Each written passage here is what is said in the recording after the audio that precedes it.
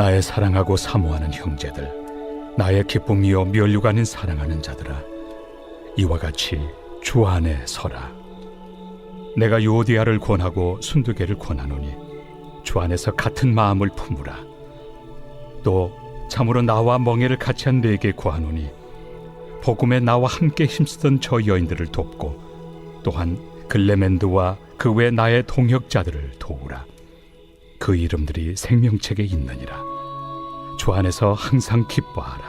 내가 다시 말하노니 기뻐하라. 너희 관용을 모든 사람에게 알게 하라. 주께서 가까우시니라.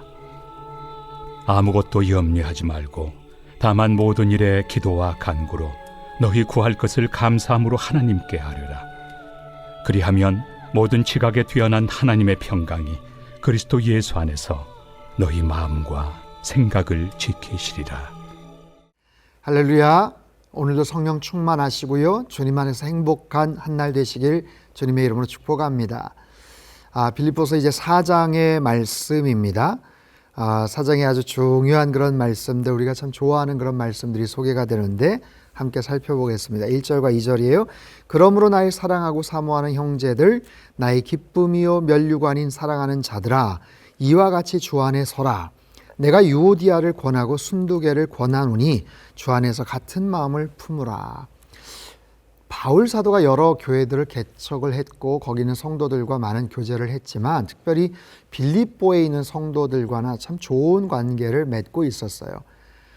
그들을 표현하는, 지칭하는 이 단어나 표현들을 보면 정말 뿔이 뚝뚝 떨어지고 있습니다. 나의 사랑하고 사모하는 형제들, 너희들은 나의 기쁨이요 면류관이다. 사랑하는 자들아. 굉장히 축복된 그런 마음을 가지고 그들을 부르고 있죠. 그러면서 권면하는 것, 주 안에서 서라. 주 안에 스탠드, 서라. 견고하게 세워지기를 바라고 있어요. 주님 안에서 서라. 다른 데 서지 말고. 여러분, 우리의 그 서 있는 곳이 어디냐라는 것은 굉장히 중요하죠. 내가 서 있는 기반, 내가 서 있는 그것이 물리적인, 우리가 눈에 보이는 가시적인 그런 것이 아니라 내가 어디에 기반해서 서 있는가, 세상적인 가치 기준인가, 아니면 그냥 친구들과의 어떤 그런 여러 가지 세상적인 속에서의 어떤 그런 권면이고 정말 지키지도 못할 수 있는 그런 약속에 기반에 서 있는가, 그런 사람과 정말 확고부동한 어제나 오늘이나 영원토록 동일하신 그 예수 그리스도 안에 서 있는가. 분명하게 주님 안에 서 있는 사람들은 흔들리지 않습니다. 아주 견고하게 중심을 잡을 수가 있죠. 또한 이야기합니다. 유오디아를 권하고 순두개를 권하노니 주 안에서 같은 마음을 품으라. 바울 사도가 그렇게 사랑하고 애정을 갖고 있는 빌립보 교회 성도들이지만 그 안에도 갈등이 있었던 것 같아요. 유오디아와 순두개가 어떤 역할을 하고 있었는지는 모르겠지만 여성들이거든요. 아마 그 교회 안에서 서로 간에 좀 분열이 있고 갈등이 있고 서로 마음을 하나로 만들지 못하고 좀 시기와 다툼이 있었던 것 같아요. 그들을 향해서 안타까운 마음을 가지고 주 안에서 같은 마음을 품으라. 여러분, 사람은 다 다릅니다. 형제도 다르고 부모 자식 간에도 생각이나 이런 것들이 다르죠. 하지만 우리가 하나가 될 수 있는 것은 서로를 조율한다는 것은 한계가 있어요. 어떻게 끝까지 조율할 수 있겠습니까? 그것은 결국에는 불가능합니다. 하지만 하나가 될 수 있는 것은 주님 안에서 같은 마음을 품게 됨으로 말미암아 우리는 하나가 될 수 있죠. 하나의 공동체가 될 수 있죠. 바울 사도는 바로 그 원리를 이야기하고 있어요. 생각이 다르고 뜻이 다르고 뭔가 호불호가 각각 다르지만 주님 안에서 같은 마음을 품을 때는 같은 그런 배려와 또 용서와 더 구체적인 섬김을 통해서 그 교회를 이끌어갈 수 있더라라는 것이죠. 사랑하는 성도 여러분, 주님 안에서 견고히 서 계시기를 바라고요. 주님 안에서 같은 마음을 품고 사람들을 더 용납하고 배려하고 용서하며 살아가시길 바랍니다. 4절 말씀 아주 유명한 구절이죠. 주 안에서 항상 기뻐하라. 내가 다시 말하노니 기뻐하라. 너희 관용을 모든 사람에게 알게 하라. 주께서 가까우시니라. 여러분, 이 말씀은 아주 유명하지만 우리에게는 굉장히 적잖이 부담이 되는 그런 표현이기도 합니다. 왜냐하면 항상이라는 단어 때문에 그래요. 주 안에서 기뻐하라 정도면 괜찮은데 항상 기뻐하라. 여러분, 어떻게 항상 기뻐할 수가 있겠습니까? 사람이 어떻게 항상 기뻐하겠어요? 그건 뭔가 좀 정신이 나간 사람이죠. 그런데 항상 기뻐할 수 있는 것. 제가 작년 하반기에 한번 그런 말씀을 나눴던 기억이 나는데, 기쁨에는 유통기한이 있어요. 유효기한이 있죠.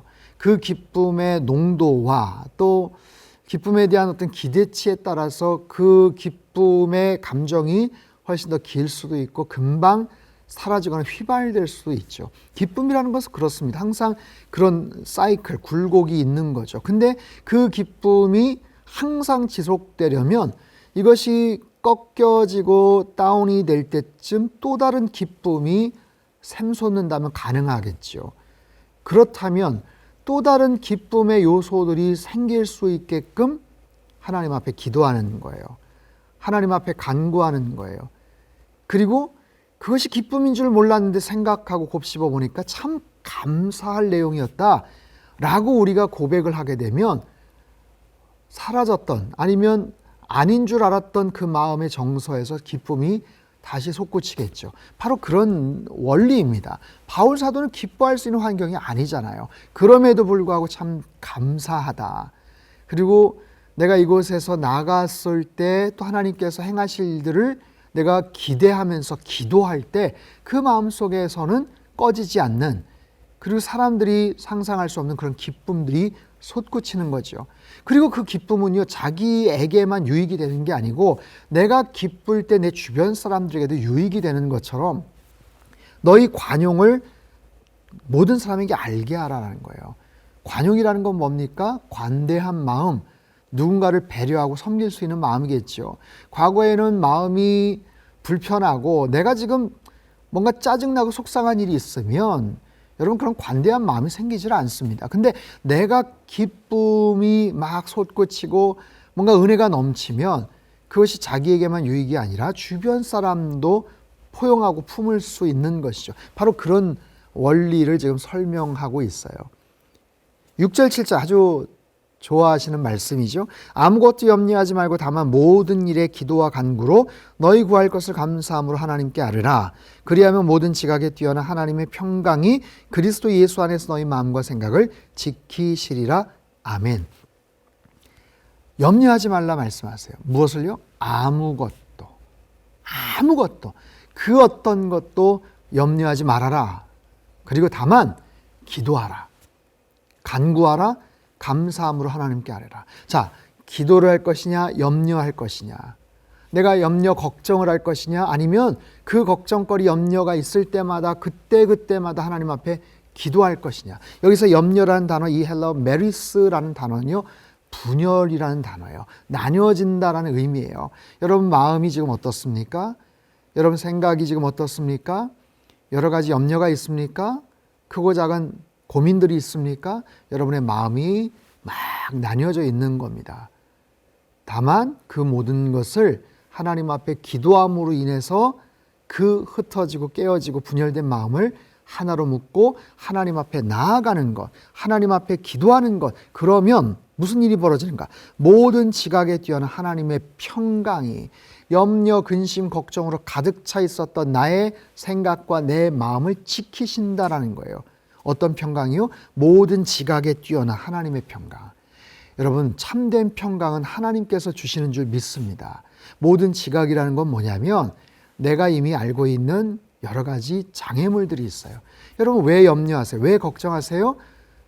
여러 가지 장애물들이 있기 때문에 그래요. 여러 가지 결핍이 있기 때문에 그래요. 내가 뭔가를 해야 되는데 돈이 없어요. 내가 어딘가를 가야 되는데 진로가 막혔어요. 수없이 많은 결핍과 한계와 장애물 속에서 우리들은 고민하고 염려합니다. 하지만 그것을 초월한 하나님의 평강이에요. 그 어떤 장벽이 있다고 하더라도 그것을 초월한 하나님의 평강, 그것을 뛰어넘는 위로부터 부어주시는 하나님의 평강이 우리의 마음과 우리의 생각을 지키신다라고 약속을 하세요.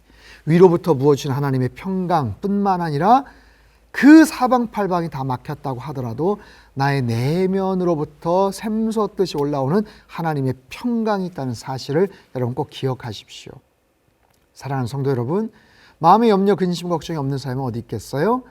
하지만 그 모든 것을 하나님 앞에 맡기시고 하나님 앞에 기도하십시오. 걱정거리, 염려거리가 많을수록 오히려 기도 제목이다 라고 생각을 하시고 감사함으로 하나님께 아뢰십시오. 그렇다면 하나님께서 약속대로 하나님의 놀라운 평강으로 우리의 마음과 생각을 지켜주시고 하나님의 원하시는 가장 정확한 타이밍 안에서 이 모든 것들을 하나님께서 이루어 주시고 우리에게 놀라운 은혜와 승리를 허락해 주실 줄로 믿습니다. 오늘 주신 말씀을 잘 기억하십시오. 주님 안에 굳건히 서 계십시오. 주님 안에서 같은 마음을 품으십시오. 그리고 기쁨을 회복하세요. 그것은 여러분에게만 유익이 될 뿐만 아니라 여러분 주변에 있는 사람들과 관계 회복에 놀라운 능력이 있어요.